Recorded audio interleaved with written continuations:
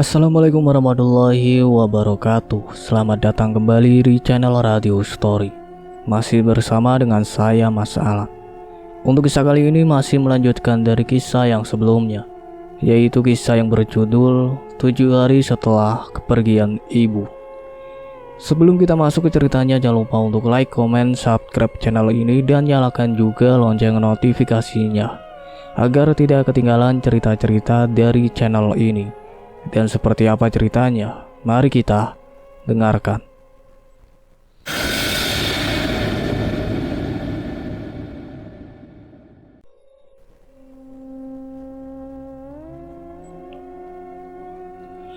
Aku melihat sosok yang tadi terlihat di rumahnya Pak Dika. Kini ia sudah menjadi bagian dari mereka. Dengan begitu kematiannya ada campur tangan siluman anjing itu. Aku melangkah mundur dan duduk di samping Aurora. Kamu tahu nggak kenapa mereka terus ngejar kakak? Sebelumnya mereka ingin meminta tolong, tapi sekarang niatnya berbeda, Kak. Mereka ingin kakak menjadi bagian dari mereka. Berarti sekarang kakak diincar? Aurora mengangguk. Kakak harus lebih berhati-hati. Kemarin waktu sakit, aku sempat lihat kakak diikat rantai. Sama siapa? Anjing hitam. Aku coba lepasin tapi gak bisa, Kak. Malahan aku yang dikejar sama anjing hitam itu. Sudah beberapa kali ucapan Aurora benar dan menjadi kenyataan. Namun ucapannya kali ini membuatku benar-benar takut. Jika benar aku akan diikat oleh siluman anjing itu, berarti ia berhasil menangkapku. Dengan kata lain, aku berhasil dijadikan tumbal. Apa kamu tahu cara agar kakak gak ditangkap? Aku gak tahu, Kak. Semua yang terjadi ke depan tergantung keputusan kakak sendiri. Jangan sampai salah melangkah. Aku menatap Aurora. Umurnya memang baru 6 tahun, tapi cara bicaranya jauh lebih dewasa. Apakah ini karena dirinya seorang anak indigo? Makasih ya, Rora. Aku mencubit pipinya yang tembam dan bangkit. Kakak mau kemana? Tanyanya. Mau ke bawah lagi. Kamu mau ikut? Enggak, Kak. Kata temennya Papa, aku gak boleh keluar kamar dulu. Apa itu ada hubungannya sama anjing hitam? Aurora mengangguk. Kamu turuti perintah temennya Papa. Jangan keluar kamar. Iya, Kak. Aku pun turun ke bawah. Dalam hati ini tak menyangka kalau siluman anjing itu akan bertindak sejauh ini. Aurora bilang apa, Lang? Tanya Om Herman. Aku duduk di sofa lalu menceritakan semuanya. Tak mau lagi menutupi masalah ini. Bagaimanapun sekarang aku, Kak Nasrul dan Om Herman memiliki resiko yang sama, diincar oleh siluman anjing. Om Herman mengambil ponsel di atas meja, lalu menelpon seseorang. Kalian berdua gak buru-buru pulang kan? Ucapnya setelah telepon ditutup. Aku melirik Kak Nasrul. Gak buru-buru, Om, balas Kak Nasrul. Ya udah, paling 1 jam lagi teman Om sampai. Kalian makan dulu aja. 1 jam sudah berlalu, tapi temannya Om Herman masih belum datang juga. Sementara itu di luar hujan semakin deras. Mungkin dia lagi neduh soalnya naik motor, ucap Om Herman. Entah kenapa perasaanku tidak enak setelah yang terjadi pada Pak Nasir. Aku takut hal yang sama terjadi pada temannya Om Herman. Siluman anjing itu sepertinya tidak suka jika ada yang menolongku untuk menyelamatkan ibu. Ponsel Om Herman berbunyi. Sontak mata ini mengarah padanya. Semoga saja ini bukan kabar yang buruk. Om Herman terlihat berbicara dengan serius. Ada apa, Om? Aku sungguh penasaran dengan apa yang terjadi. Motornya mogok, sekarang lagi di bengkel, balasnya. Saat mendengar kata bengkel, aku langsung teringat dengan motorku. Sebelum berangkat ke sini, Kak Nasrul lupa mampir ke bengkel. Om, tolong bilangin jangan kesini, ucapku. Emangnya kenapa, Lang? Aku takut nanti kenapa-napa. Gak usah khawatir, dia gak bakal kenapa-napa. Percaya sama Om. Kemarin Pak Nasir juga begitu, kelihatan baik-baik, tapi tiba-tiba meninggal. Lang, teman Om ini udah biasa ngadepin begituan. Kemarin aja, dia yang magerin rumah ini. Magerin maksudnya apa, Om? Bikin perisai biar jin negatif gak masuk rumah, sahut Kak Nasrul. Nah, tuh Nasrul tahu.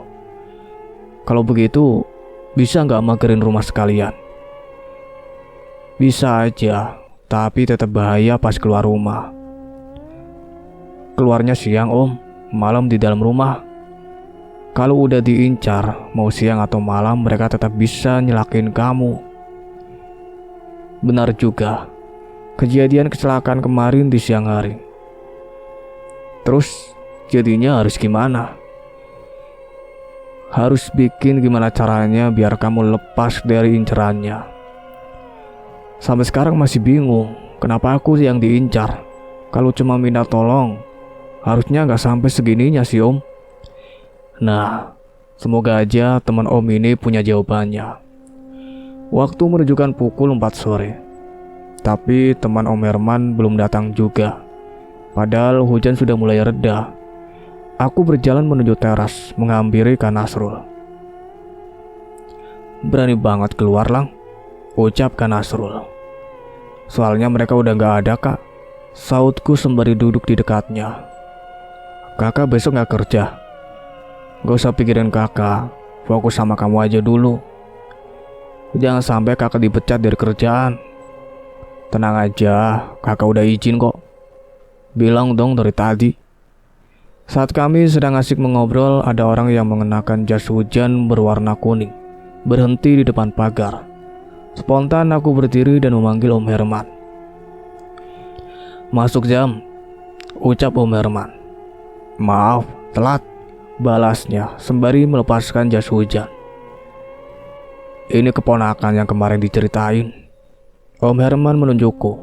Spontan aku mengembangkan senyum sembari mengulurkan tangan.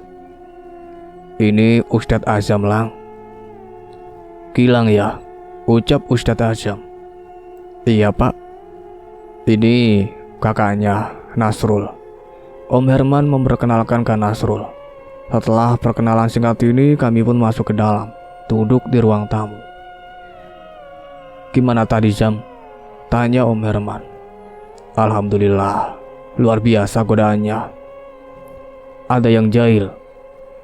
Biasa laman, kayak kemarin. Om Herman tertawa. Jadi, kemarin pas mau datang ke sini, kunci motornya tiba-tiba hilang. Jelasnya. Iya. Anak sampai bingung nyarinya.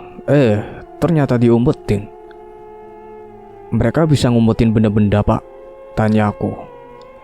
Bisa. Mereka bisa mindahin benda ke alamnya. Jadi secara kasat mata nggak kelihatan. Balas Ustadz Azam. Kalau mindahin makhluk hidup, aku penasaran dengan yang terjadi pada Samson.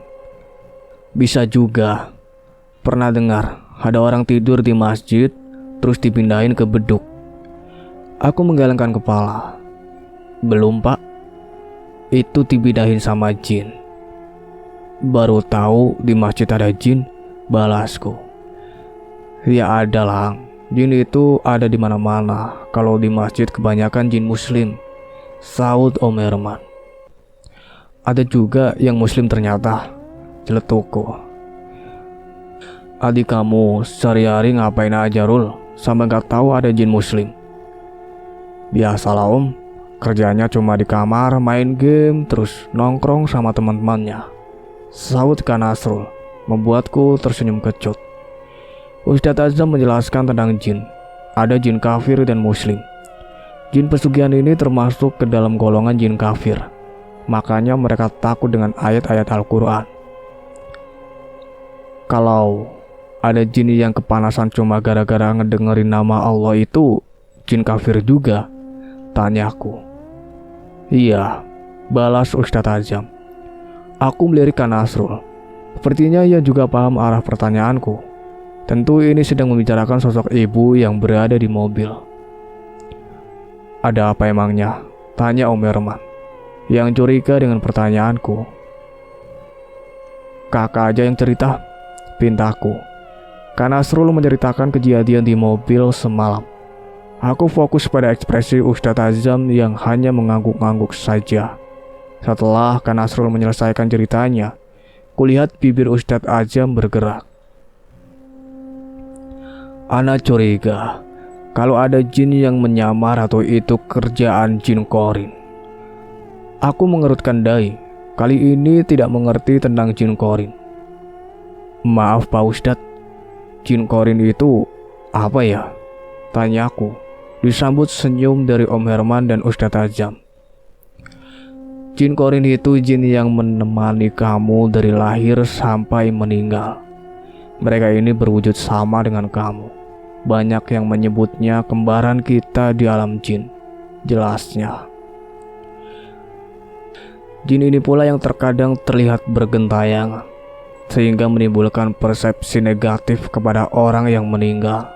Sambungnya, dalam kasus pesugihan, jin korin ini yang akan dibawa ke tempat jin pesugihan untuk disiksa dan dijadikan makanan. Sambungnya lagi, berarti itu bukan arwah ibu? Tanyaku.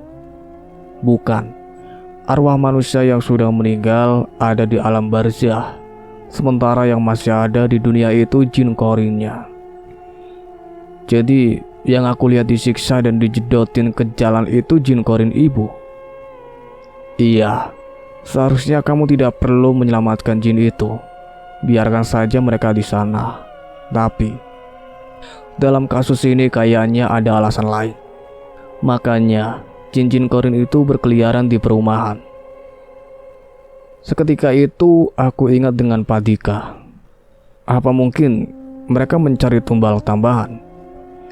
Bisa jadi karena kita tidak tahu berapa nyawa yang dijanjikan pada si jin pesugihan. Jadi sekarang harus gimana Zam? Tanya Om Herman. Terpaksa harus dibersihin sampai ke akar-akarnya. Soalnya sekarang ada 2 nyawa terancam. Balas Ustadz Azam. Nyawa siapa aja? Tanyaku. Nyawa kamu sama Aurora. Dek. Aku langsung menelan ludah saat mendengarnya. Apa Pak Ustadz tahu alasannya saya diincar? Ini pertanyaan yang kutunggu-tunggu. Semoga saja kali ini mendapatkan jawaban yang memuaskan. Biasanya, orang yang bisa melihat perbuatan mereka dan berpotensi menghalangi rencana mereka pasti akan diincar duluan. Balas Ustadz Azam. Pak Nasir, dugaanku semakin kuat kalau ia meninggal karena jin pesugihan.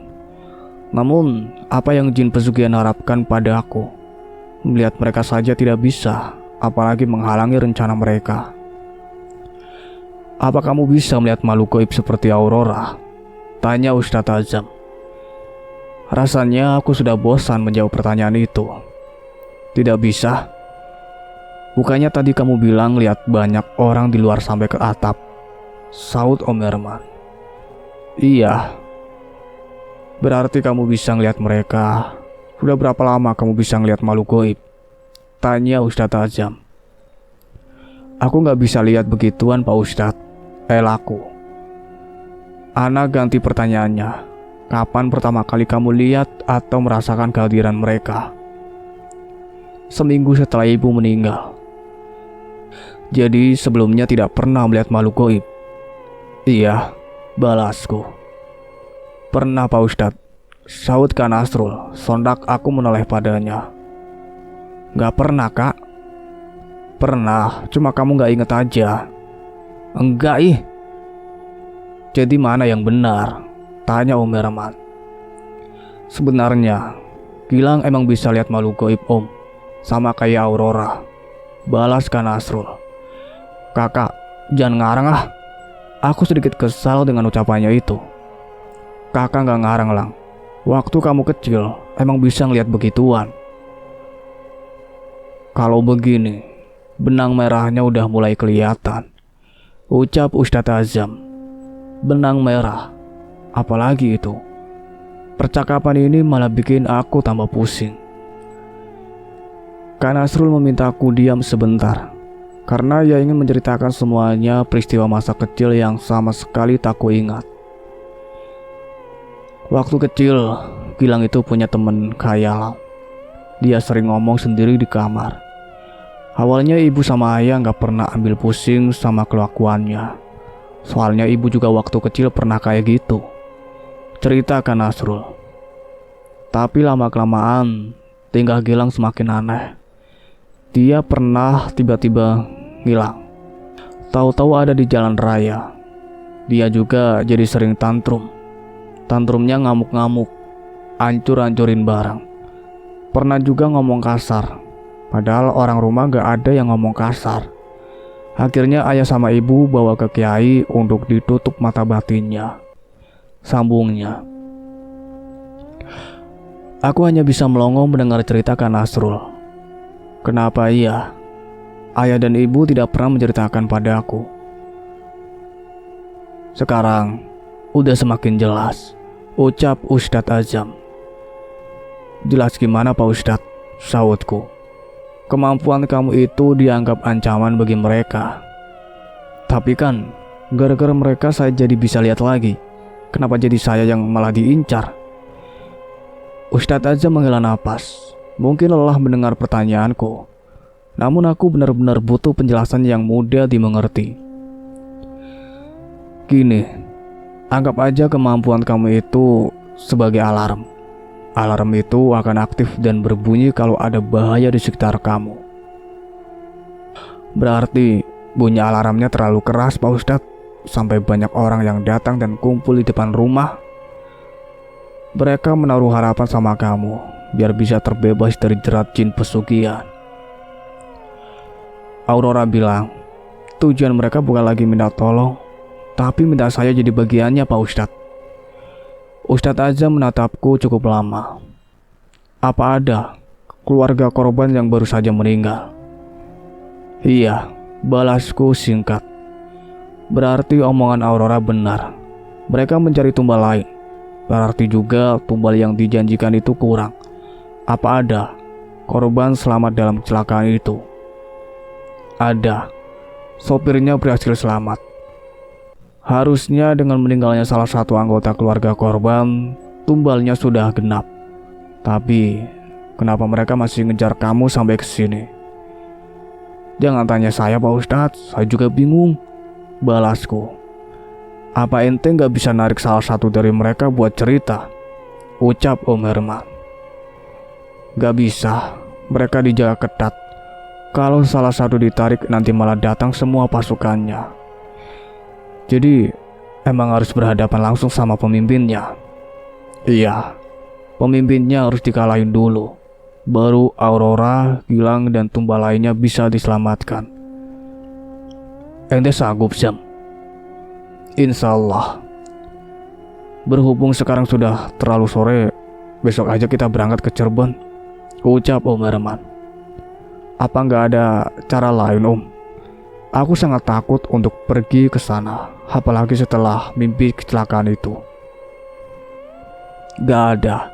Kita harus datang ke sana, sekalian bersihin tempatnya supaya gak ada lagi kecelakaan. Balas Ustadz Azam. Itu pakai kandang jin, Zam? Tanya Om Herman. Iya, Man. Para korban emang sengaja digiring ke kandang jin. Kandang jin itu apa? Tanyaku bingung. Kandang jin itu tempat jin pesugihan dan anak buahnya. Biasanya tempat atau jalan yang ada kandang jinnya akan rawan kecelakaan. Dan cara satu-satunya bersihin kandang jin itu harus pergi ke sana. Saya boleh nggak ikut gak, Pak Ustadz? Tanyaku. Sebaiknya kamu juga ikutlah. Soalnya kamu bisa menarik perhatian mereka supaya mereka keluar dari kandangnya. Saya jadi umpan dong kalau begitu. Gak usah takut lah. Kakak juga bakal ikut nemenin kamu, sahut Kak Nasrul. Oke deh, Sehabis Isya, Ustadz Azam pamit pulang. "Gak nginep aja, Zam?" tanya Om Herman. "Deket ini, Man. Besok habis subuh anak kesini." "Pak Ustadz berani banget pulang ke rumah malam-malam?" "Ya beranilah, Lang. Dia udah biasa," sahut Om Herman. "Saya pertama kali pergi ke sana aja udah horor banget." Ustadz Azam tertawa. "Iya, kemarin Herman cerita, katanya kamu lihat penyambutan ya." "Iya." "Wajar. Jin pegunungan emang punya energi besar. Dia bisa mindahin kamu ke alamnya dengan mudah," jelas Ustadz Azam. "Pantesan sinyal handphone sempat hilang." "Iya, itu tandanya kamu sempat berpindah ke alam mereka. Gimana rasanya?" "Nggak lagi-lagi, Pak Ustadz." Ustadz Azam tertawa. Kemudian kami mengantarnya ke depan. "Hati-hati, Jam," ucap Om Herman. "Iya," sahut Ustadz Azam sembari mengeluarkan motornya. "Assalamualaikum." "Waalaikumsalam," balas kami kompak. Setelah itu motornya melaju meninggalkan rumah ini. Kami pun masuk ke dalam. "Kalian berdua tidur di kamar Aurora aja," ucap Om Herman sembari mengunci pintu. "Enggak, Om," sahutku. "Terus mau tidur di mana?" "Di ruang tengah aja, kayak waktu kecil dulu, biar bisa nonton TV juga." "Oke deh, nanti Om bawain bantal sama selimut. Takutnya kalian kedinginan." "Makasih, Om." Aku dan Kak Nasrul duduk di atas karpet ruang tengah. Mata kami mengarah pada siaran televisi. "Biasanya jam segini aku nonton acara ini bareng ibu, Kak," ucapku. "Ibu suka acara beginian?" "Iya, suka banget sama si Wendy. Lucu sih, tapi bukan selera kakak. Hidup kakak terlalu kaku, kayak kanebo kering." "Gak gitu juga kali, Lang." Om Herman datang sambil membawa bantal dan selimut.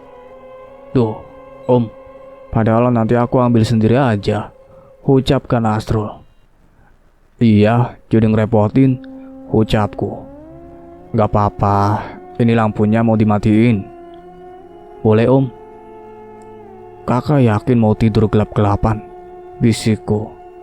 "Kakak pusing kalau tidur lampunya nyala." "Matiin aja, Om," pintaku. Om Herman mematikan lampu, lalu kembali ke kamarnya. "Kakak tidur di samping sini dong." Aku menggulingkan badan hingga melewatinya karena tidak mau tidur di dekat tangga. "Kan bisa berdiri dulu, Gilang," omelkan Nasrul sembari menepuk kepalaku. "Mager, Kak, enak guling-guling." Siaran televisi silih berganti. Aku melirik Nasrul yang masih sibuk dengan ponselnya. "Kakak belum tidur?" "Kamu lihat sendiri," balasnya. "Kakak lagi ngechat siapa? Pacar ya? Teman kantor? Cewek atau cowok? Kepo banget sih jadi anak." Padahal aku pengen buru-buru punya kakak ipar." "Kakak gak bakal nikah sampai kamu lulus kuliah." "Tuh kan, berarti udah punya pacar." "Belum. Masih proses PDKT." "Dah, jangan bahas itu." Kan Nasrul kesal. Memang sangat mudah membuatnya kesal. "Oh ya, Kak, aku mau nanya sesuatu dong." "Apalagi?" balasnya dengan ketus. "Kenapa kakak, ibu sama ayah gak pernah cerita kejadian waktu aku kecil?" Kakak dilarang sama ibu." "Kenapa?" "Ya kakak juga gak tahu. Mungkin supaya kamu bisa ngelupain teman khayalan itu." "Kakak tahu teman khayalanku kayak gimana?" "Anak kecil." "Oh, sebenarnya ada kejadian waktu kamu habis ditutup mata batinnya." "Kejadian apa?" "Kamu kayak demam tinggi selama beberapa hari. Udah bolak-balik ke dokter tapi gak sembuh-sembuh. Beberapa kali kejang-kejang sampai ibu udah pasrah banget." Apa itu ada hubungannya sama si anak kecil? Iya, dia kayak gak rela kehilangan kamu. Makanya kamu mau diajak pergi sama dia. Itu sih diajak mati namanya. Emang jahat banget tuh bocil. Makanya dari kecil sampai segede sekarang, ibu itu selalu ngejagain kamu. Setiap kamu sama kakak pergi keluar, selalu kamu yang ditanyain. Ibu juga gak mau kamu pergi jauh-jauh. Makanya kamu gak boleh kuliah di luar kota. Sekarang malah ibu yang pergi ninggalin aku, Kak. Jujur ya Lang, waktu dengar cerita kamu, kakak sempat berpikir gini, apa mungkin rasa sayang ibu sama kamu yang bikin ibu balik lagi dan pengen ngajak kamu pergi juga. Karena itu ibu gak mau jauh-jauh dari kamu. Apa kakak pernah cemburu sama aku? Entah kenapa mendengar curhatannya kali ini, aku seperti merasakan kesedihan yang sudah dipendam lama. Sering, tapi kakak juga ngerti kenapa sikap ibu begitu. Maafin aku ya Kak, kurang peka sama keadaan. Malah aku semakin manja sama ibu. Iya, ya udah, sekarang tidur. Udah mau jam 12. Kumatikan televisi, lalu kami pun tidur. Pagi menyapa. Dari subuh, Tante Farah sudah sibuk di dapur menyiapkan sarapan dan perbekalan. Sementara aku, Kak Nasrul, dan Om Herman duduk di teras sambil menikmati segelas kopi. Palingan, sebentar lagi juga nyampe, ucap Om Herman.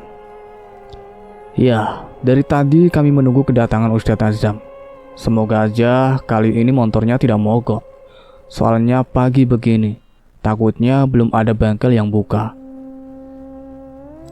Sekitar 15 menit kemudian Ustadz Azam datang. Sebelum berangkat kami lebih dulu sarapan. Bawa aja buat di jalan. Tante Farah memintaku membawa toples berisi kue kering. Enggak Tan, tolakku. Bawa aja Lang, ucap Om Herman. Ya udah deh kalau maksa. Aku membawa toples itu. Om Herman sedang mengeluarkan mobil dari garasi. Padahal tadi Kak Nasrul sudah menawarkan pakai mobilku. Tapi Om Herman menolak. Aku berdiri di luar pagar. Kak Gilang, panggil Aurora dari balkon. Ya, sautku, lupa untuk berpamitan dengannya. Jangan lupa baca doa. Siap. Kak Nasrul masuk ke dalam mobil, disusul aku. Udah siap? Tanya Ustadz Azam. Siap, sautku. Bismillah. Mobil pun pergi ke Cirebon. Doaku hanya satu, semoga kami selamat sampai tujuan tanpa sedikit pun halangan. Perjalanan ini bisa dibilang cukup lancar. Dalam waktu 1 jam, kami sudah sampai di tol Jakarta Cikampek. Tiba di kilometer 30, hujan turun cukup deras. Om Herman memperlambat laju mobil. Gilang Febian, terdengar suara bisikan. Pak Ustadz, panggilku. Iya, sahut Ustadz Azam. Dah, ada suara ledakan kencang di luar. Secara bersamaan, mobil berputar-putar tanpa kendali. Allahu Akbar, teriak kami sebelum mobil terbalik dan menghantam pembatas tol. Pandangan ini seketika berubah gelap. Saat terbangun, aku sudah berada di sisi kiri jalan tol. Terlihat banyak mobil berhenti dan ada ambulan. Kak Nasrul, aku berteriak secara berlari, mendekati ambulan yang membawa tubuh Kak Nasrul. Namun langkah ini terhenti saat melihat tubuh lain sedang digotong oleh tenaga medis. Tubuhku. Aku mengamati setiap jengkal tubuh ini. Tak ada luka. Telapak tangan pun terlihat pucat. Apa aku sudah mati? Batinku. Iya, saut suara besar di belakangku. Sontak aku menoleh. Ada siluman anjing bertanduk sudah berdiri sambil memutar-mutar rantai. Aku berlari kabur darinya. Namun rantai itu berhasil menggampai kaki ini. Brak! Aku terjatuh, mencium aspal jalan. Siluman anjing itu menarik rantai, hingga membuat tubuhku terseret. "Tolong!" teriakku.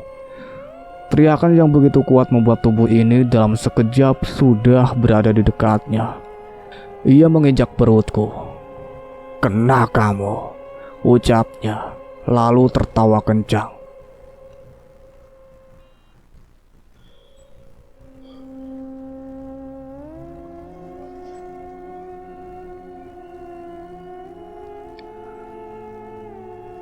Cukup sekian ceritanya sampai di sini. Nantikan kelanjutan ceritanya. Saya akhiri. Wassalamualaikum warahmatullahi wabarakatuh.